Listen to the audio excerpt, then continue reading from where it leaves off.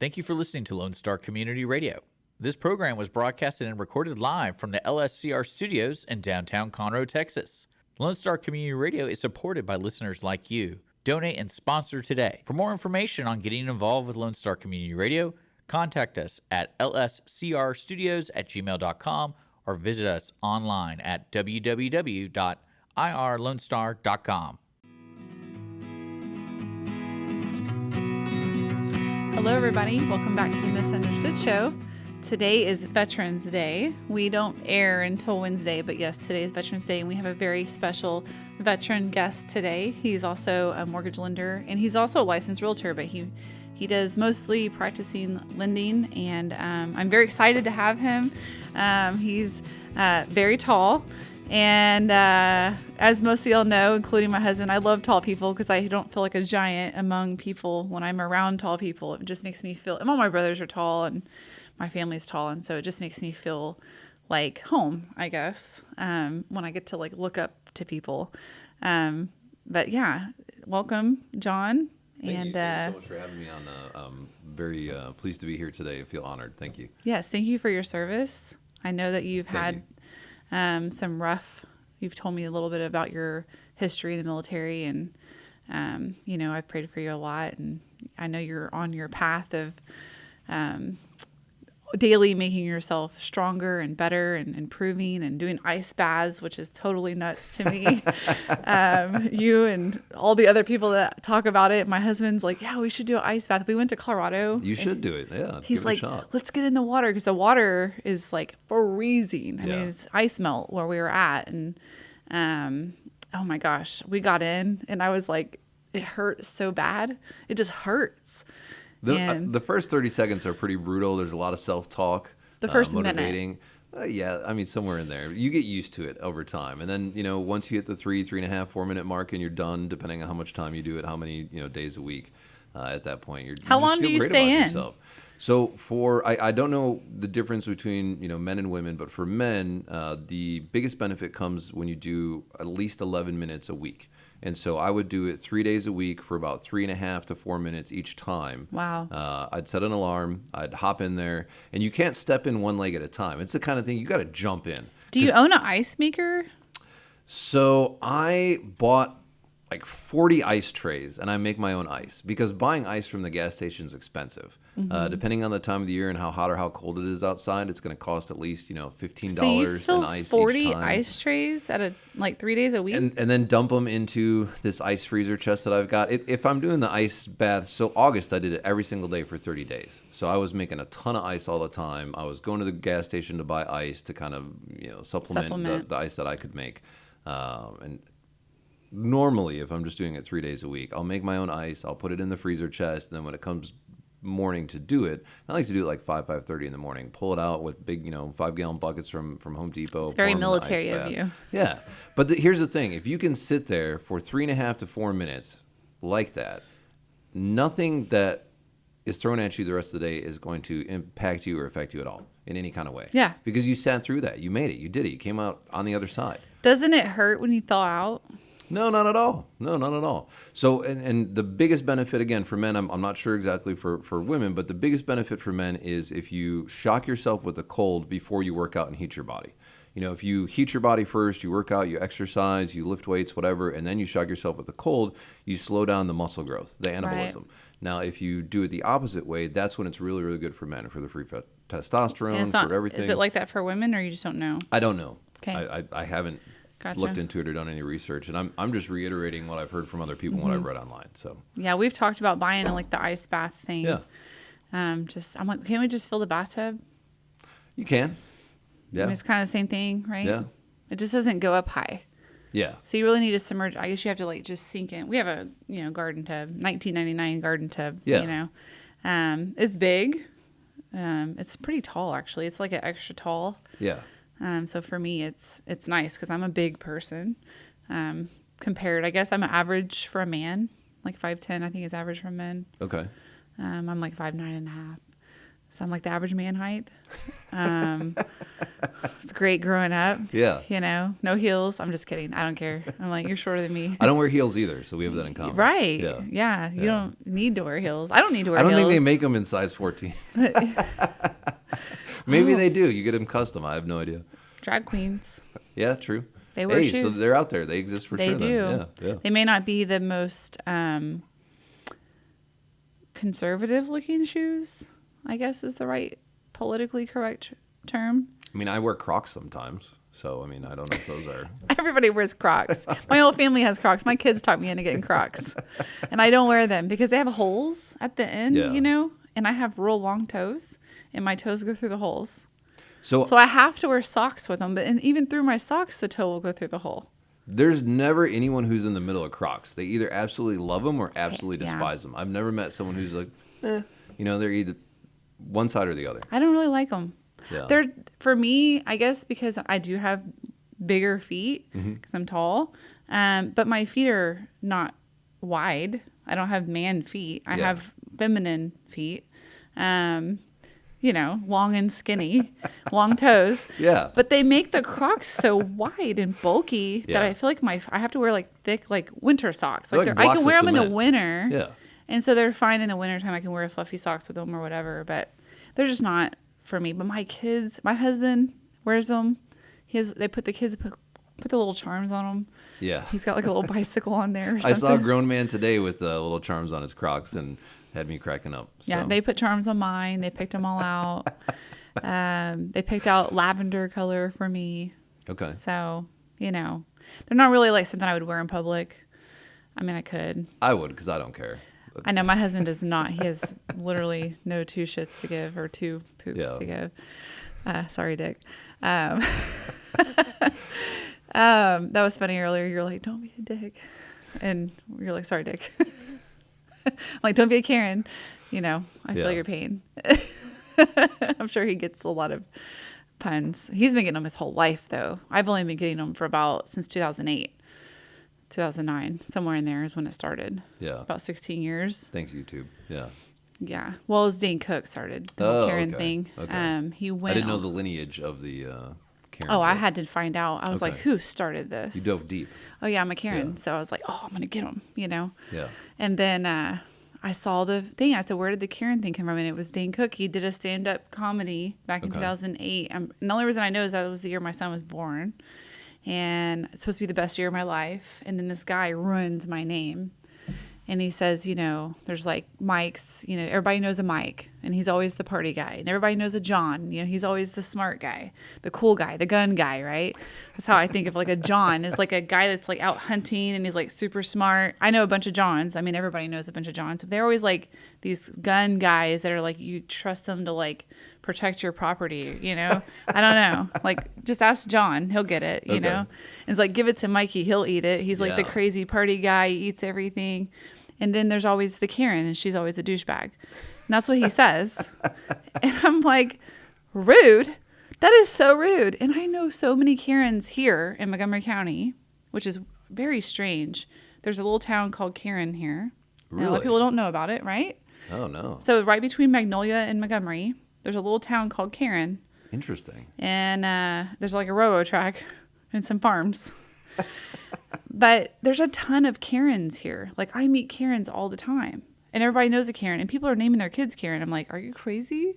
Like, you would name your child Karen? I feel like it's not that egregious of a name. You know. It's terrible. It's not- everywhere. Even kids were Don't be like, so hard on my yourself." friends' kids, my friends' kids, my kids' friends, and my friends' kids, when they introduce me, they're like, I don't really want to call her that. When they tell my name, they're like, So- oh, this is Karen. They're like, do we have to call her that? Like, I coach basketball, and Call the you, kids like, would not Special call K, me that. Like K Money. Special K. They call me that in K-Dog, high school. you know?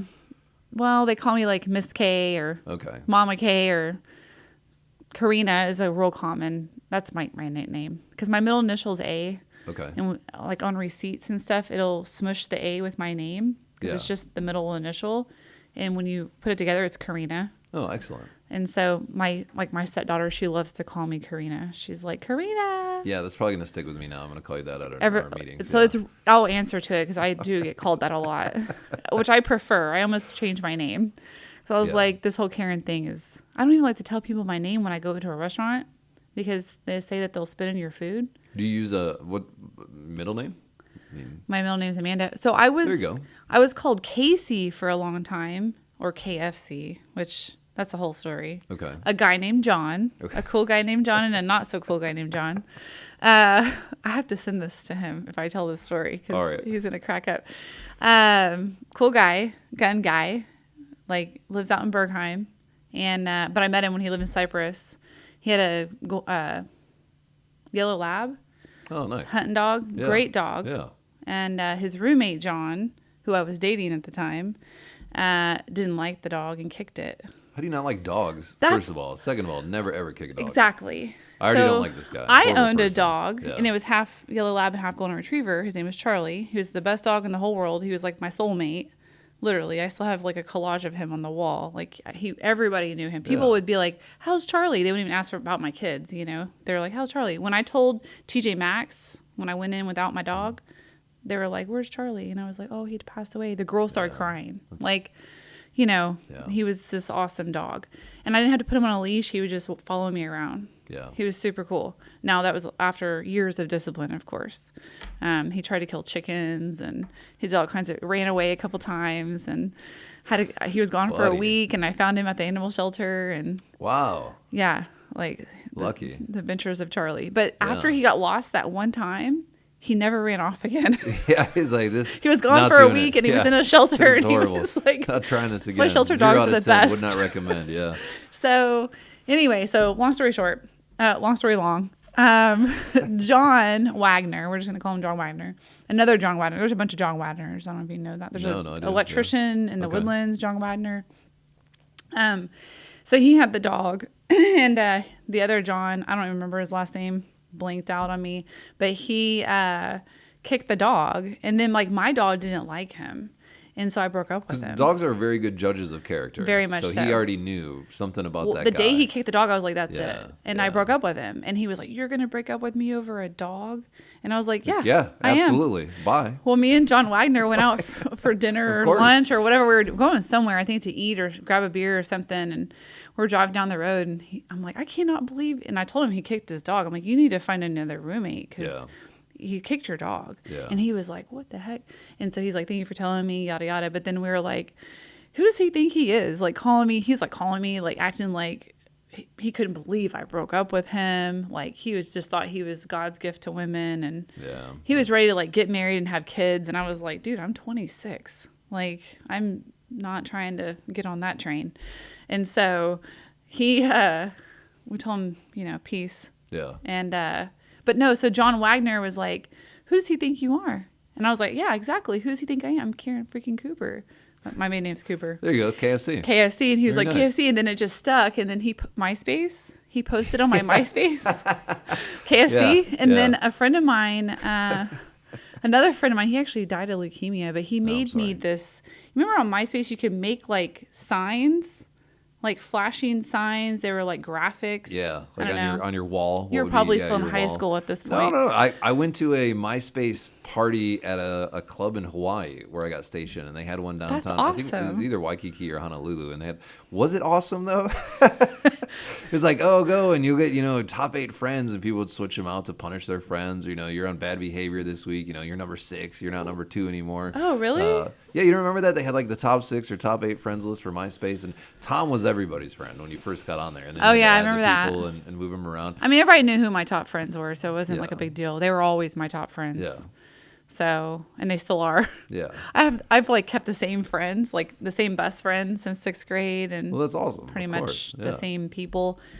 But my brothers have always kind of been the top priority for me growing up. But no, so he made me this thing that said KFC, like real big. Nice. And then another guy made me this thing where he superimposed my face on a KFC ad in Japan, and it was like Asian people eating fried chicken and me. Like just silly, Yeah. crazy stuff. This is goofy. It's And fun. it went around forever. And then when Facebook came out, they were still posting it on Facebook. And so I have an old Facebook page called KFC. And See, that was like the original Facebook. Like you have a group of people who like naps. You have a group of people who are interested in chemistry or Take pictures food of or food. whatever. Yeah, that was OG Facebook when it first came out. And Now it's all business. It's all real estate. it's all kinds of things. It's all real estate. Yeah. It's like the real estate world Yeah. is Facebook. Well, because you network Or and connect with so many people entrepreneurs. in real estate. And so, yeah, my feed being a lender and, the majority of my business comes from my realtor referral partners. So the majority of the people that I've got on my Facebook and on my Instagram are realtors. So I'm constantly seeing the real estate ads. And so I wonder, obviously there's people who are doing a lot of business generating, Correct. leads and relationships Events. from social media outside of other people they know in the industry. But I always see, I've got, I don't know, dozens and dozens and dozens of realtors. So I'm always seeing, one came out last year was date the rate and marry the house. And, one you love realtor that phrase? posts it, and then there's, 30, 40 other realtors. And so in the course of, 72 hours, date the rate, marry the house, date the rate, marry the house, date the rate, marry the house. You're like, man, I'm going to see this over and over and over again. But I get it. Each and every one of them is individual and doing it for their own platform. Yep. It just happens that we're all networked in and connected together, that I see all those platforms all at the same time, which is great. Yeah. It is a great way to connect with people that are like-minded Yeah. or that you're trying to connect with.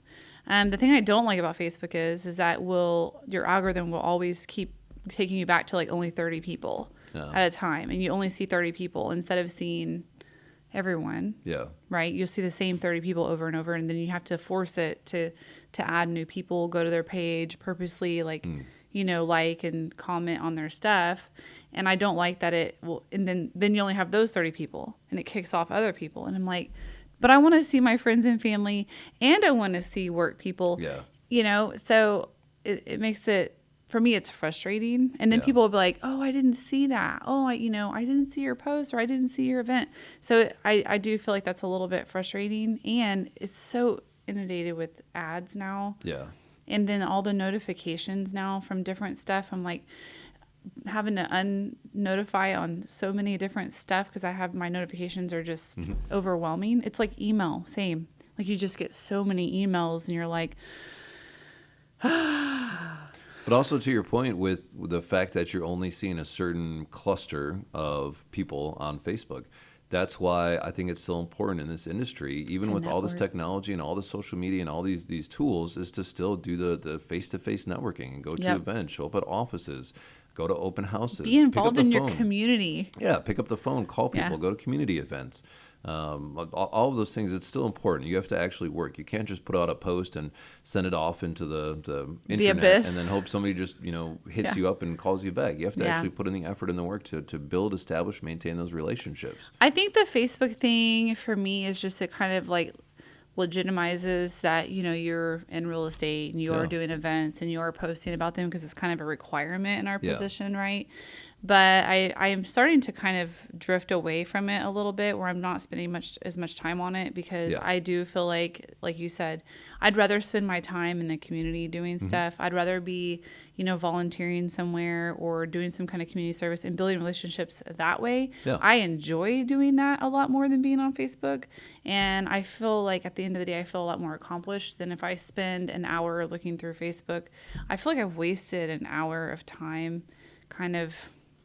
At the same time, I do see things on there that I'm like, oh, I see, somebody post something that I'm like, oh, that was really cool, or their kid, or like a friend of mine, Jenny, Jenny Simmonsma, her son sings, and she posted. Did you see the post where her son's singing for veterans? No, Oh, I need to look that up. I don't think we're Facebook Oh, friends. I think it's for actually the presidential election. Okay. Oh, he has so that kind of stuff. I'm like, oh, that's so amazing. Instagram I love because there's a ton of information on there. Yeah. I've gotten onto X now just because I want to see unfiltered, true. I'm not really I don't like to get too involved in political stuff. But I do like to know what's actually going on in the world and the truth, which is we've been lied to a lot by a lot of people. And I've been kind of down that path of trying to get truth out. Kind of my whole inspiration of this show is I'm trying to get people on the show that can come in. I tried to get this guy from the FDA, but he said no.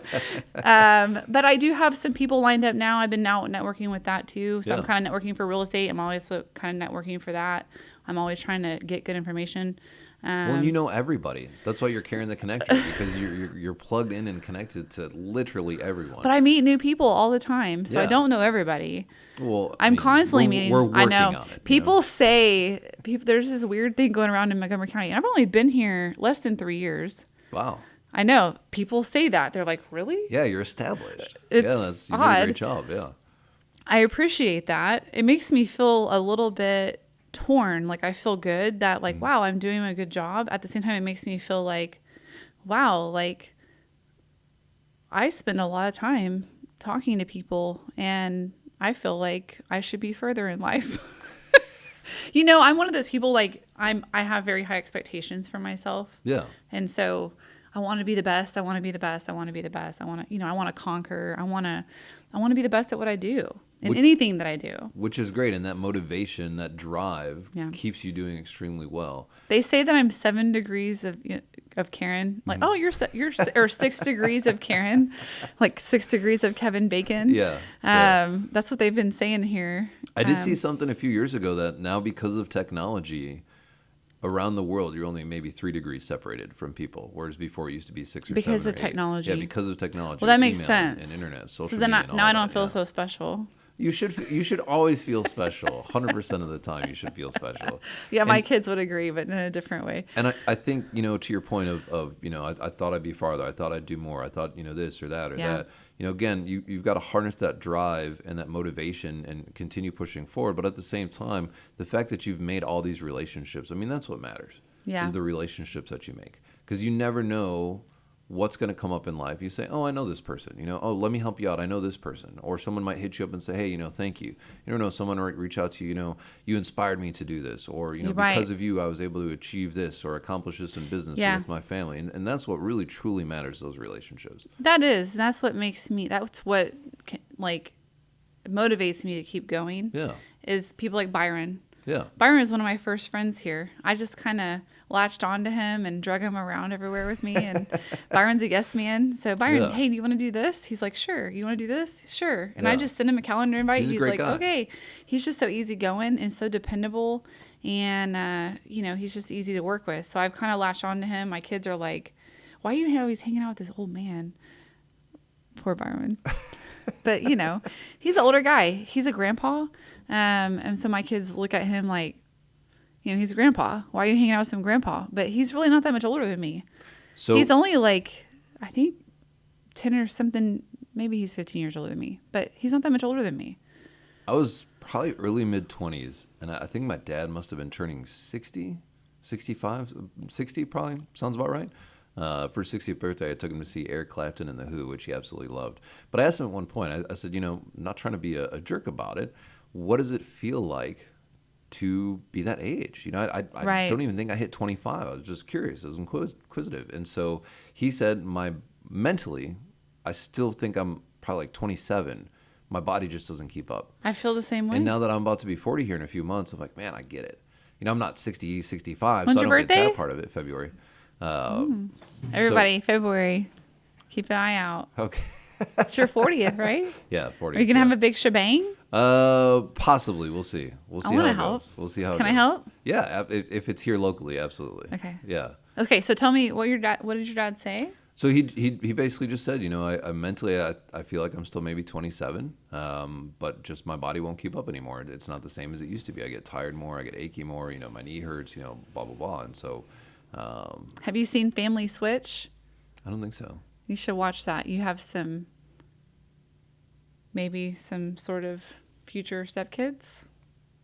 We'll see. We'll see. Yeah. You're dating a girl that has kids. Yeah. And could be on the horizon. Yeah. Yeah, I'm very excited for you. Thank you. She sounds amazing. She absolutely. I've seen your pictures. I'm like, oh, she's cute. I want to meet her. She's incredibly sweet and kind and hilarious. Very thoughtful. Just absolutely wonderful person. I feel so like you stepped up your game a little bit. Yeah, you could say that. I've been working on stepping up the game for a bit now. I'm proud of you. Took a while. It happens. It's kind of like if you date a few that are not so great. Yeah. Then when you find the right person, you're so much more grateful for them. You're appreciative of them. the little things that they do and say and how they are, you really appreciate those little things. And I think that's really important. You really need to date like bad people first. Yeah. Or people that just aren't maybe right for you. Dick, he's been down that path. He's looking for You just put him Mrs. on Right blast. now. If anybody is in the market, Dick is available. Most eligible bachelor in Montgomery County right now, right? He owns a radio show station. He's an entrepreneur. He also works at the bowling alley. If you want to go see him on Tuesday nights, there you go. I like There's your bowling. shout out. Yeah. But yeah, so I'm really happy for you. And, Thank you. So yeah, you should watch that movie. Okay. Because literally in that movie they talk about like the parents become the kids and the kids become the parents. Yeah. Like they switch bodies, and the parents when they become kids are like, "Oh, this is amazing." They're like going to parties and stuff, and then the kids are like, "Oh my God, my knees! I think I just pulled a hamstring." Like, you know, they just feel like they're like, "Oh, we're so tired," you know, and it does. It's like you still feel like the same. I feel like when I'm with my best friend, you know, we've been friends since middle school, so we still act like middle schoolers together. I still feel like I'm in middle school with her when I'm with her. We still act ridiculous and we have stupid jokes, and you're still the same person in here, but my body is like maybe not so much. I just played a kickball tournament Saturday and rolled my ankle, and you know, at the end I was like, ooh, I ran one home run and or not home run but base run, and I was hurting. Yeah. And then my husband's like, let's go to the gym. Yeah. It's like, well, I got my warm up in. I don't have to do the treadmill first. It's funny with time, what you said, you know, the kids become the parents and the flip. But do you feel like that at 40 since you're so like in shape and you do your ice baths and you go to the gym and you wake up early and Well, first of all, thank you for that great compliment. you have an issue with sweets though, right? Listen. Well, let's not put that out there. So I can't run 3 miles in 18 minutes anymore. You know, I'm not 19 years old. So I do notice difference in how tired that I get. There's things here and there, but I think especially what I've learned as I get older is that it's much easier to maintain than try to retrain or try to get back what I haven't been focused on or Mike keeping up Tyson with. is fighting on Friday. I know, which is impressive. Are you serious? Yeah, and honestly, you know, I hope he wins. He's sick, like 60 something years old. Yeah, no, he still goes hard. Yeah. This is insane. Like we're so excited to watch this fight. Yeah. But John Paul is his name, right? Jake Paul, I think, Jake yeah. Paul. That's right. His name is Jake Paul. I don't follow him. My kids know who he is. He's some big YouTuber. Yeah, he was after my time, so He says boxing saved his life. He was going down the party path, you know. good for him. In Hollywood. I think not everyone. I think a lot of I needed that. You know, I needed something to A focus discipline. on. Yeah. Got We out. all do. Yeah. Yeah. We all need God, and we all need goals Mm-hmm. where we fall off. If you don't have goals, you don't have God, you don't have hope. If you don't have hope, then what's the point? Yeah. You don't have any reason to be on good behavior, I guess. No, we all need our whys, and that's something that, you know. So you're in the military. Yeah. You're a Marine. Yes. Hardcore. This is my most Marine shirt I could find. Awesome. Isn't it kind of Marine-ish? Yeah, like has, Marine like, the- Navy kind of sea. It's seaborne, if you will. This is an original vintage Ralph Lauren shirt from like back in the 90s that I found at a garage sale. I've never worn it. It's been in Outstanding. my closet forever. I took it to the cleaners and had it cleaned, and it's just been hanging there. Okay. And I was like, what should I wear? It's Veterans Day and he's a Marine, and I saw it and I was like, this is an amazing shirt. I'm going Yeah. to wear this shirt. It's a Yeah. little hot outside today, but it is fall. It is. Yeah. Supposedly fall. Yeah. But I almost joined the Marines. I've Okay. always had just this special love for Marines. I just feel like I wish I had joined. I was supposed to join. My friend Lisa joined. I didn't, and I chickened out. I did 3 weeks of MEPS, took my ASVAB, was ready to go, standing in line to swear in, literally, and I snuck out the door. They followed me around for about 10 years. I'm sure they did. I went to a I'm sure they wedding did. like a few years Yeah. ago, and the parents were like, yeah, the Marines came looking for you at our house one time. And I was like, what? Really? They're pretty, like, especially back then, they needed women really bad. They had like less than 1 or 2% women in the Marines. This was in the late 90s. Yeah. Yeah. So, yeah, I chickened out, but I've always had this just, if I was going to go in the military, I wanted to be in the Air Force. They wouldn't take me because I had a lot of metal and injuries. But the Marines were like, we'll take you. Yeah, of course they will. Or the Army. I was like, I'm not doing the Army. No offense to Army people. I love y'all. I love all of my military people. I am so grateful for every single one of y'all. We would not be here if it wasn't for military. I wish people would really be a lot nicer to military people and give them more respect, especially our I love country. Texas. I love Texas. I'm a Texas transplant. I've been here since 2010. That's right. You're not from here. I love it. I feel a lot of love here in Texas. They really do love their veterans. And so, feel that because I come from a state where not everyone. Where are you from? Wisconsin. And they don't love the military people? It's gotten better as, time went on with Iraq, Afghanistan. There was more veterans. There was more awareness about veterans. There was, unfortunately, more casualties for, men and women who went over to serve. And so it was a little bit closer to home in Wisconsin. But when I was a young person, there just wasn't a lot of awareness, wasn't a lot of knowledge. There wasn't. Gotcha. And I don't want to throw shade on it, but there's just not as much love there as there is here. I grew up in the San Antonio area. Yeah, there's a lot of military bases in Texas. So we had lots of military. Yeah. And then Austin, we had Bergstrom. There's a lot more exposure. Yeah, yeah. A lot of Air Force people. Yeah. I grew up with a lot of Air Force people. A lot of Air Force people in my family. That's kind of why I wanted to go in the Air Force, I think. And I wanted it to be, a little easier. Of course, we all know that it's easier in the Air Force. Linen sheets or whatever they get. I've never been in the Air Force, so no comment. The jokes that go around. Yeah, I definitely know the jokes. That's for sure. Oh, I'm sure. Especially the Army and the Air Force. They're like hardcore rivals. I feel like they play each other like in sports, and it's just hilarious. My granddaddy played basketball in the Air Force. Okay. And he was a sharpshooter, and he has all these awards. Yeah. World War II, the very end, he went in the end of World War II. He graduated high school, I think, in 45. So it was towards the end. But yeah, he went to Texas Tech, and he's a Raider, and he played basketball, but yeah, so our military is really light, I guess, because we have so much military here. We have Abilene, we have all these military bases. Are there not military bases there? There are some, but Wisconsin isn't as geographically massive as Texas is. Gotcha. So there's a limited number, and So why did you join? That is a loaded answer. So my dad's dad fought in the Philippines with the Red Arrow Division in the Army in World War II. My dad was drafted during Vietnam. Got extremely fortunate. He did not go to Vietnam. My mom's side traces back to the Revolutionary War for the lineage there. And so I was a junior in high school up in Wisconsin and walked into English class, and our professor had the TV, the old TVs on the carts wheeled into the room. I was just telling my kids about that. And the first tower had already been hit on September 11, 2001, and we sat there and watched as the second tower got hit, and then we watched them both fall. And I knew in that moment watching that I was watching people in real time die that were innocent people. And so for whatever reason, in that moment, I felt like, man, it's my time to earn it for my bloodline, for my generation.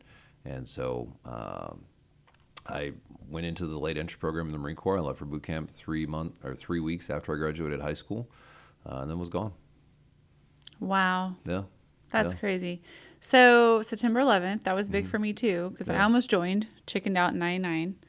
And then in 2001 that happened, and I was thinking about joining because everything that was going on. I was kind of waiting to see. I wanted to be a war photographer so bad. Yeah.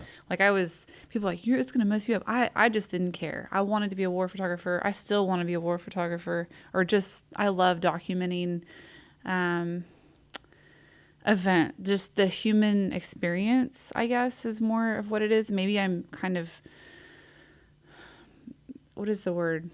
I don't have like a lot of feeling when I see blood necessarily. Now kids would bother me, obviously, or like pregnant women or something, dogs. I have a hard time seeing like a dog get hit by a car, for whatever reason, we just love dogs. Right. Yeah. But for my great uncle was a war photographer in World War II, and he was at the Holocaust, and my dad has photo albums full of all these Holocaust people. It's horrible. Yeah. I mean, stacked up like items. It's horrible. It's horrific. But for me, it's like somebody has to document this. People need to know what's going on. They need to People need to know the truth.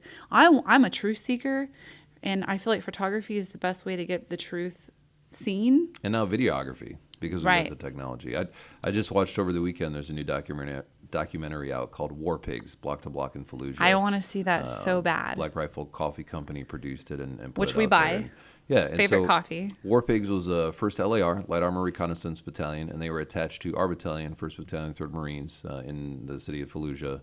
So were you there? Yeah, November 2004. And so it's a great documentary about them and kind of a little bit about their workup and about their experience breaching the city on the north side, which was just a crazy experience for everyone. Do you still there. like in contact with people from Absolutely. that? Yeah. Well, one of my best friends from when I served, we went to boot camp together, came up through training and deployed together. He's right here in Hockley. Oh, that's close. Yeah, We should yeah. have had him on today. He's a great guy, extremely lucky to be alive. Very, What does very he great do guy. now? So he works for a company and is pretty high up there in management. So they supply live goods to big, huge stores like Home Depot, Lowe's style stores. And so he manages the entire area of the Texas Gulf Coast, and so he's just a phenomenal, great person who's extremely lucky to still be alive. Well, most people are. Yeah, I mean, especially front lines people. yeah. Army, Marines, especially. I feel like those are the ones that are on the front lines. Is that correct? Usually. Yeah, I mean, you can always find yourself in some trouble. I'm sure Air Force and some other people Navy, were running boats. some, convoy operations. Probably got hit with IEDs. Iraq, Afghanistan. There's always indirect fire threats from mortars, artillery. Generally speaking. I mean, even the guys that go over there that are intelligence are in danger just Yeah. traveling through the country. Yeah. They make fun of, we're not going to say names, political people that have been in the military, have been in the Marines, and they're like, oh, he didn't even do anything over there. He was intelligence or whatever. It's still dangerous. Yeah. It's dangerous to even go into the country. It's dangerous to be on the base. It's dangerous to travel to those areas and from those areas.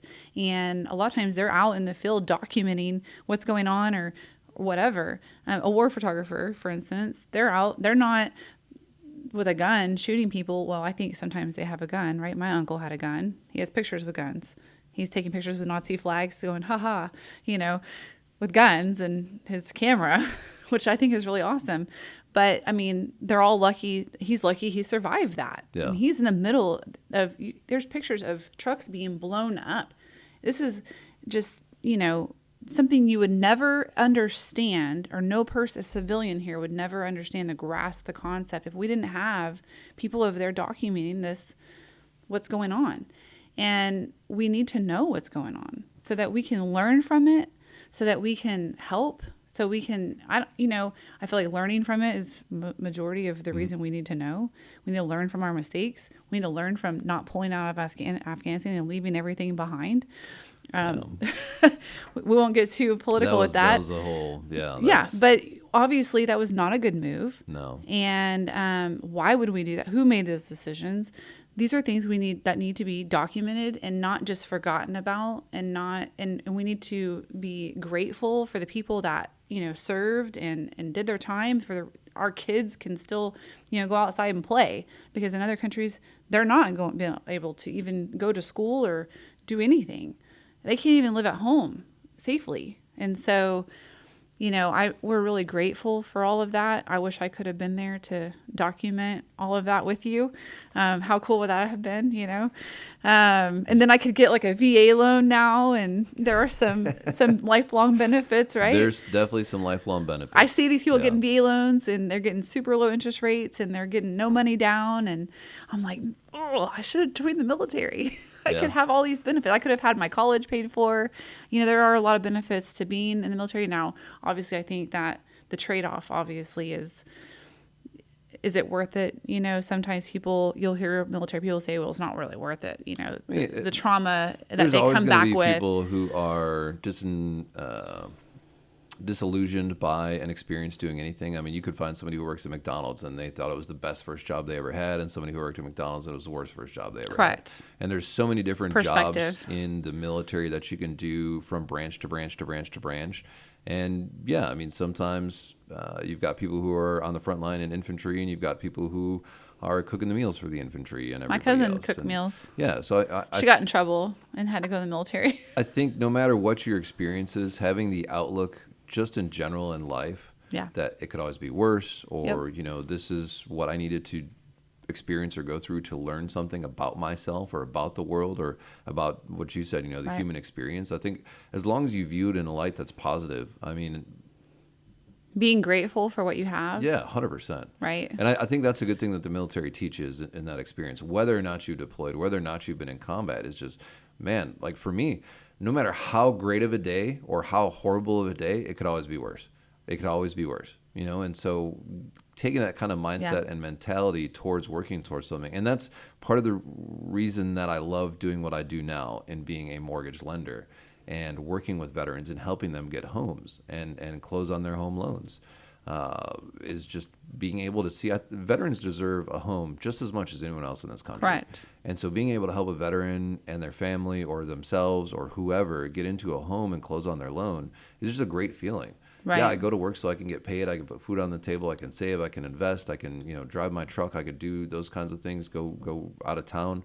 But at the end of the day, to be able to do something that I get paid for, that I get to see these pictures of these people who get the keys to their house and a smile on their face, and especially when I get one of these VA loans or any loan for that matter, where other lenders have seen the file before and they can't get it approved for X or Y or Right. Z or whatever reason. And Or they just don't know how to do it. Yeah, or let me dive deeper. Let me put in the work. And, you know, one of the reasons that I've been able to build my business the way that I have and continue to grow is because when people call me, I generally pick up right away.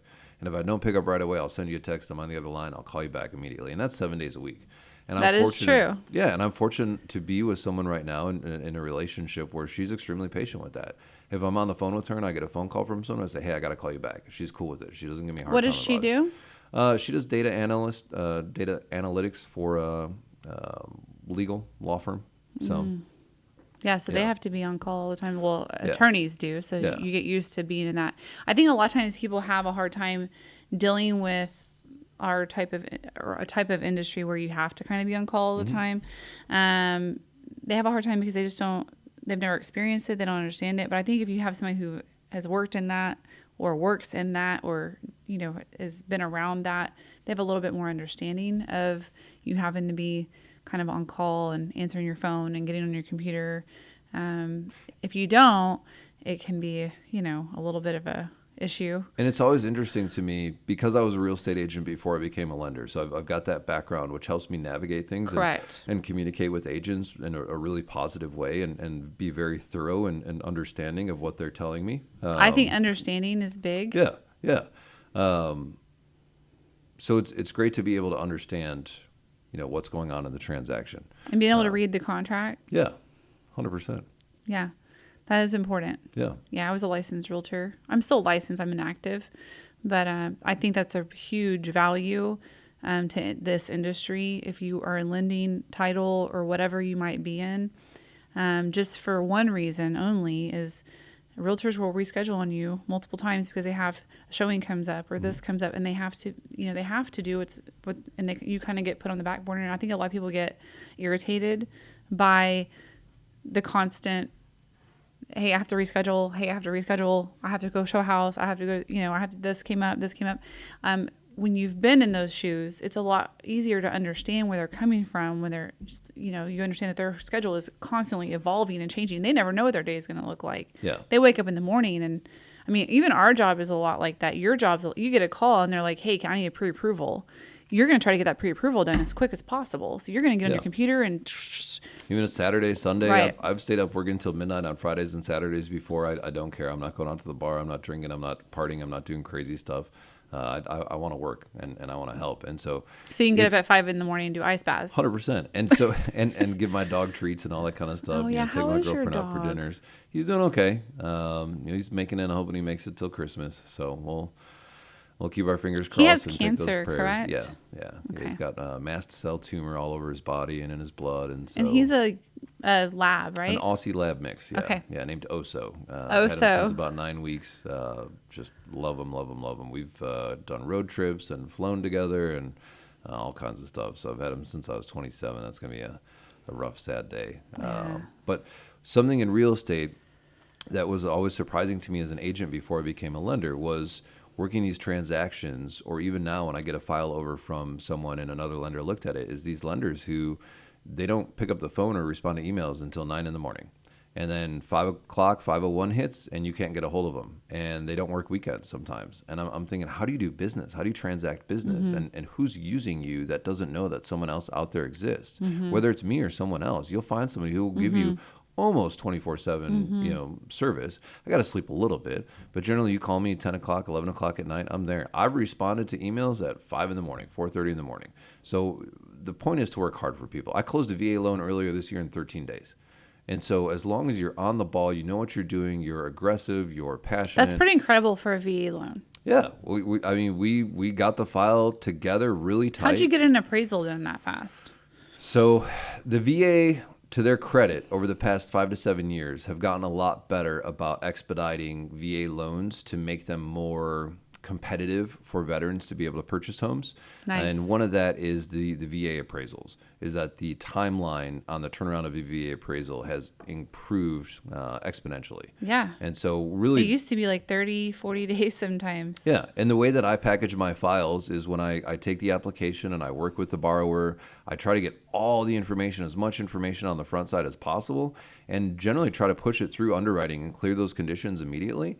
So that way, when you get a contract, it's wham bam. Yeah, and that way, the only thing we're waiting on is the appraisal. And as long as the appraisal passes quality control and underwriting says, okay, cool, thumbs up, there's no correction that need to be in the appraisal, then we're pushing out closing disclosures and getting clear to close.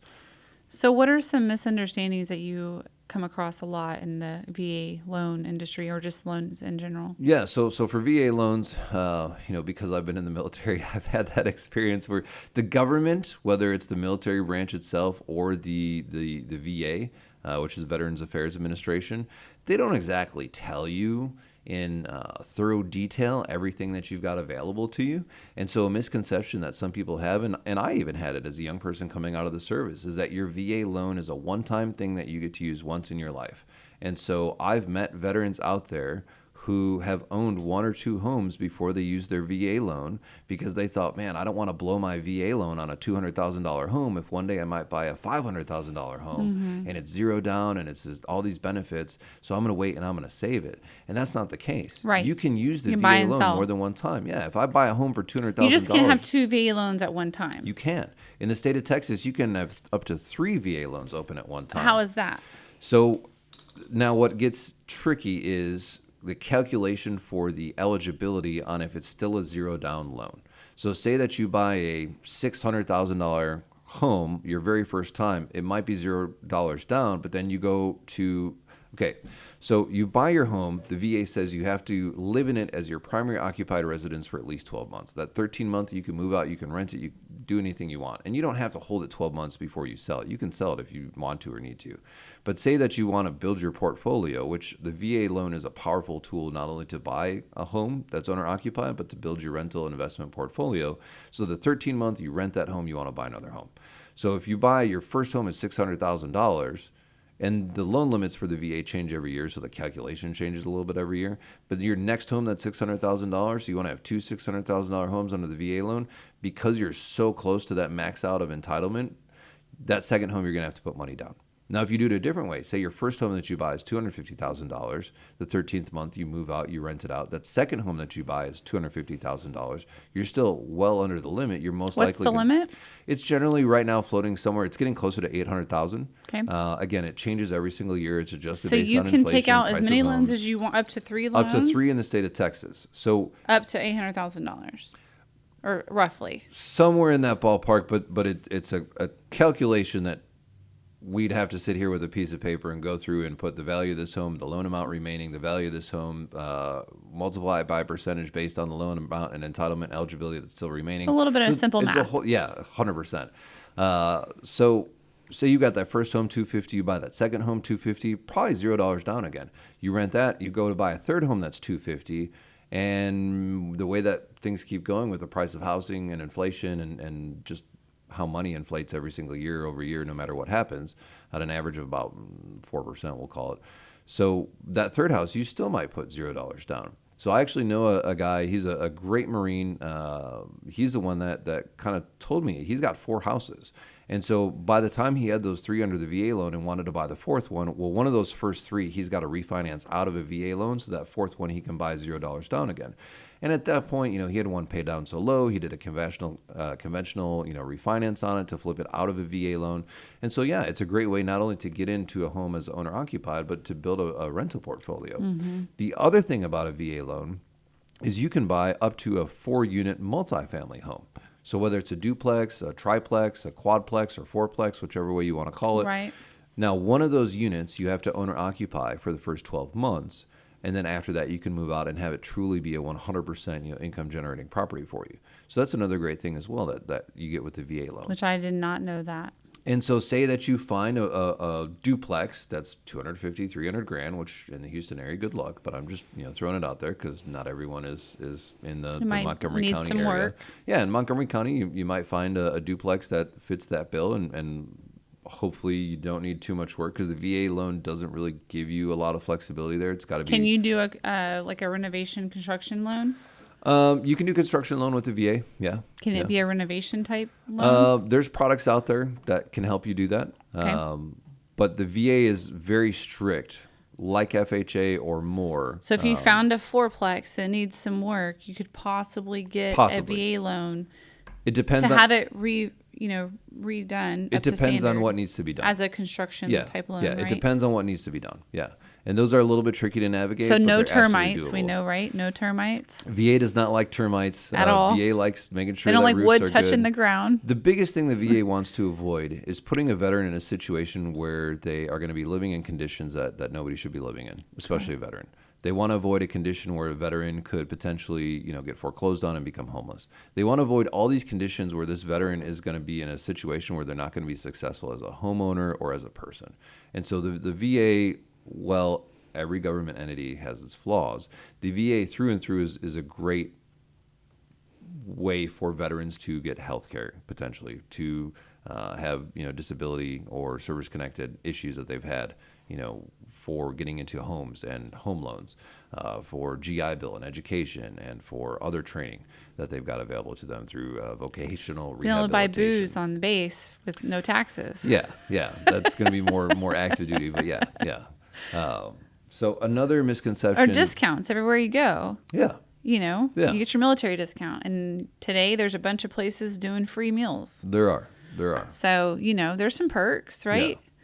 Yeah. Another misconception or misunderstanding of just around the VA loan is that it's truly a no money down, no money out of pocket loan.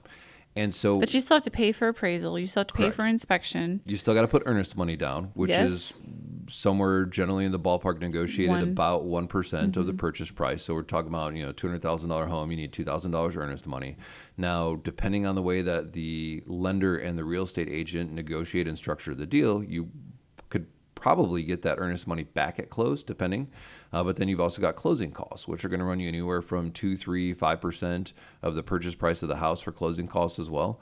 And then title insurance. Yeah, that's all included in the closing costs.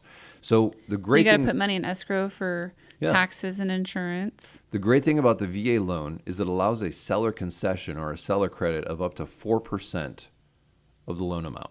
And so say that you've got a loan amount of $100,000, it'll allow you $4,000 of seller concessions or a seller credit towards your closing costs. And if your closing costs are, say, 3% of that $100,000, that $4,000 covers that $3,000 that you need, and then you get your earnest money deposit back. And so it's really important to work with a lender and a real estate agent who know how to structure the contract, know how to structure the loan. Right. I've done VA loans where cash to close, $88. But you know how to help a realtor structure a contract as well. So if you have a realtor that doesn't know how to do it, you can assist them. I mean, you're not a broker, so you can't advise them as a broker, but you can help assist them and give them some pointers on how to write that contract for the best interest of their client, which would also be your client. Yeah, and we'll go through the numbers and the different scenarios and how we can approach the deal to make it the best and most beneficial for the veteran. I've had multiple situations like that. But you do all kinds of stuff too. So you do VA loans, you do FHA, you do conventional, you do commercial. Yep. USDA, investor products. You work with investors. Yeah. One of my favorite things to do. So I'm an entrepreneur. I've had 3 real. So USDA loans I love because Yeah. I can qualify for that, which is very similar to a VA loan. Yeah. It has to there's more qualifications, Yes. obviously. Yeah, it's pretty strict. But it's basically the same type. But can you have more than one USDA loan? I'd have to look into that. The other thing is You that, never hear people advertise USDA loans. yeah, and USDA loans are very strict on your debt to income ratio. The VA Correct. loan is not. So Oh, the okay. And you have to be careful on the VA loan. And I've run into this before too. So if a veteran is receiving disability or service-connected compensation from the VA, that is tax-free. And so as we go through underwriting, I can take that income and gross it up on paper by 25%. And so while I can qualify for them for a home loan based on a paper income, that extra 25% doesn't actually exist. So you need to have a loan officer who's saying, for example, you qualify for a $350,000 loan, but 25% of the income that I qualified you for this loan doesn't actually exist in real life. So I recommend, even though you're qualified for $350,000, I recommend you stay closer to like $280,000 or $300,000. Yeah. And then they'll call you back and they'll say, well, what about $349,000? No, that's not what I'm saying. At the end of the day, it's your decision what you want to purchase, but $1,000 isn't going to make that difference, and you're going to put yourself in a tough spot. Right. So lenders generally, we receive our compensation based on the loan size. And it's our duty, it's our fiduciary duty. Everybody in to this look business does. It's our duty and responsibility to look out for the best interest of our borrowers. So if you Correct. get a lender who's unethical or unlawful and who's going to say, yeah, get the highest loan amount possible because I want to make the most amount of money possible, they're going to potentially, because again, that's not real income, it's paper income. They're going to potentially, because they want to make more money, put you in a position Right. where you're going to stretch yourself too thin. That's correct. Well, I think qualifications in general stretch people pretty thin, especially now with the cost of living. Yeah, and the cost of housing and everything. has been- You know, people can't afford to pay as much money towards their home because the cost of living is so expensive now. Yeah. So less money goes towards, that's kind of the situation I'm in. I have a bunch of kids, as you know, and so we have all this money going to food and driving them around with gas and food and a lot of food because we have a lot of boys who want to eat 2 meals when you go out to eat. And I'm like, get a job. Yeah. So You would hate me. I'm eating 2 breakfasts, If they 2 saw lunches, 2 our- dinners, snacks in between. Yeah. right. If they saw Yeah. our grocery bill and our gas bill, because my husband commutes to work and I drive a lot, and of course I get compensated for my gas, but they would probably not qualify us for as much as they say we can qualify. And my husband's like, well, we should be able to qualify for this much. And I said, no, because look at our bills, look at the cost of living. And I don't want to be one of these people that's house broke is Yeah. what they call it. Yeah, you don't want to house put broke, yourself, yeah. because if there's an emergency or your interest or your insurance goes up, you know, like all these people that are in these pickles right now because of their insurance and their taxes. I mean, they're like, what do I do? Yeah. I'm like, well, you're gonna have to sell your house and downsize.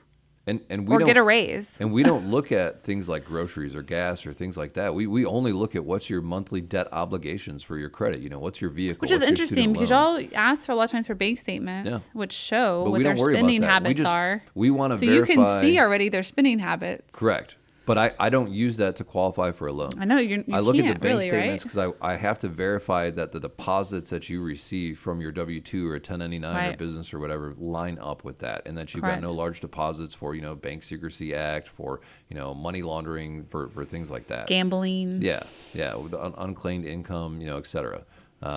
Another misunderstanding about the VA What if loan. it's like Zelle money that people are getting?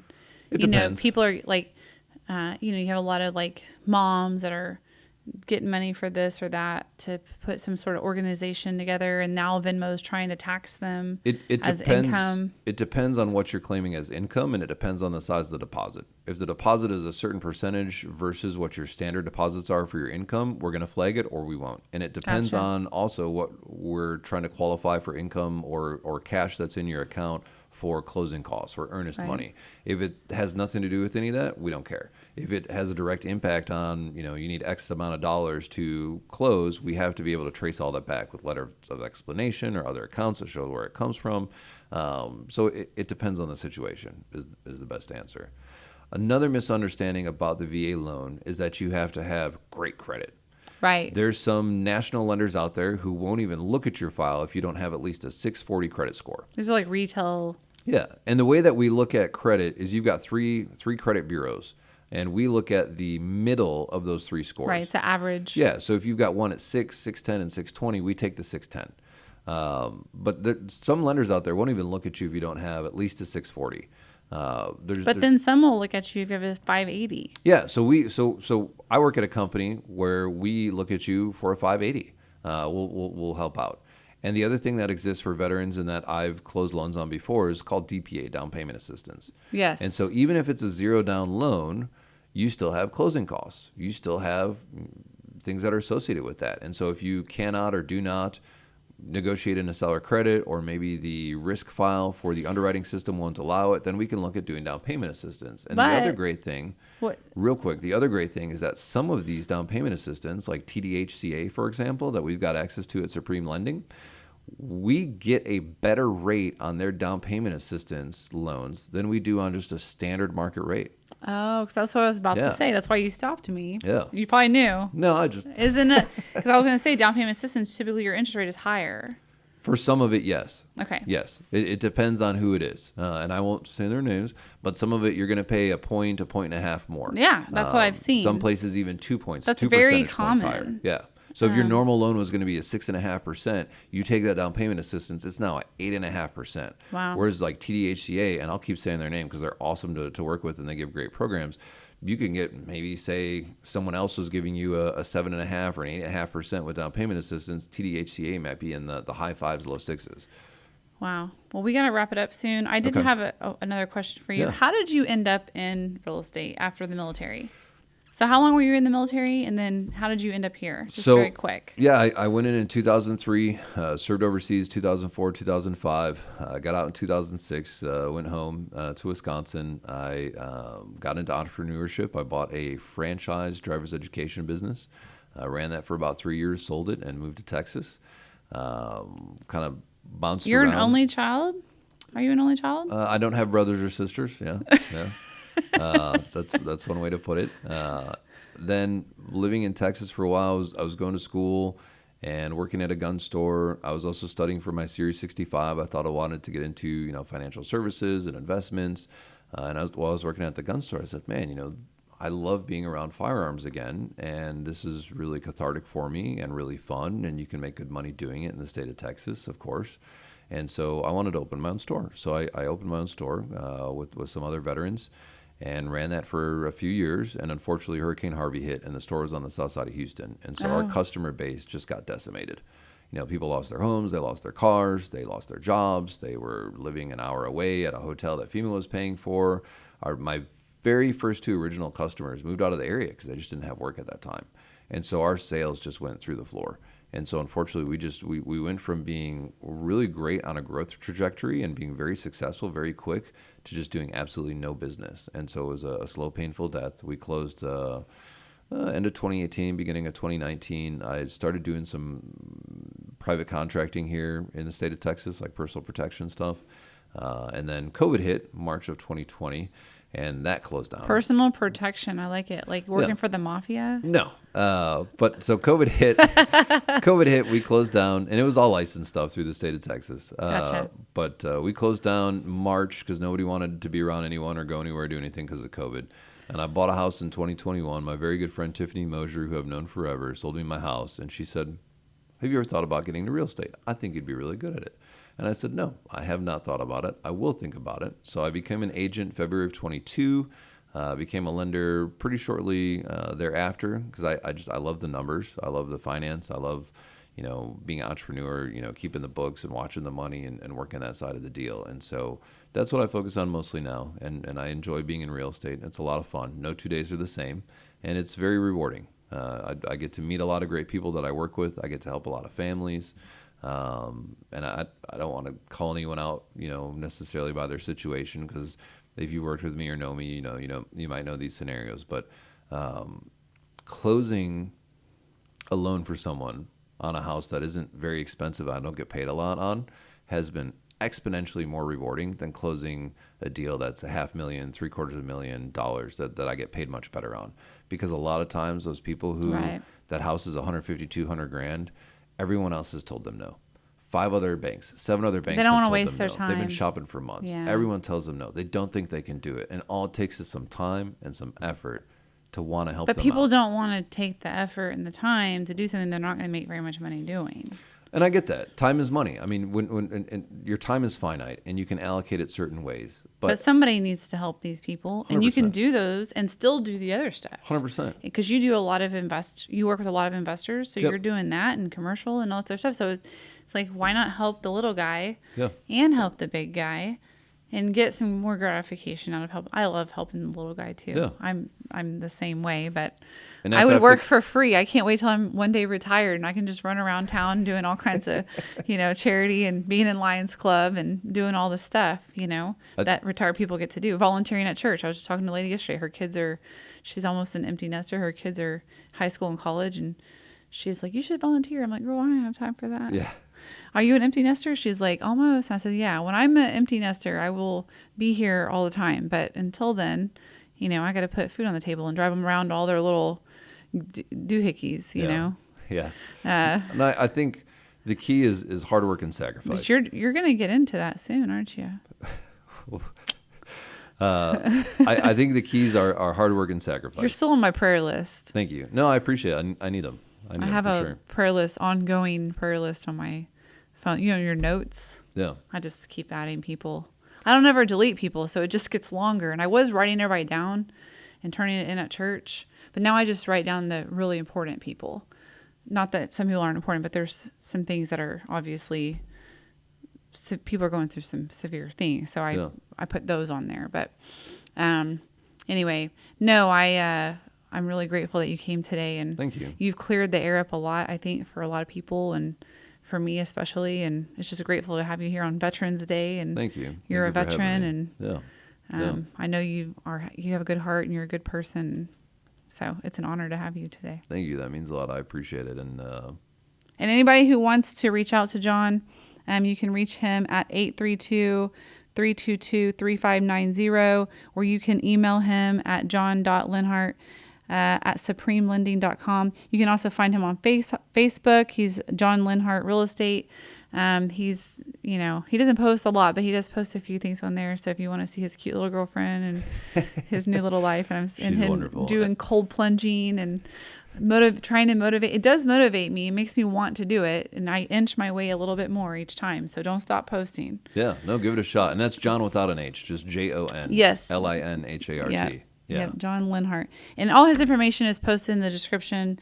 But thank you so much for coming today. Thank you for having me. I appreciate it. Thank you for showing me love. Thank you for showing love to all the veterans. Definitely appreciate you. Anytime. Yeah. I love my Marines. Special place for them. Awesome.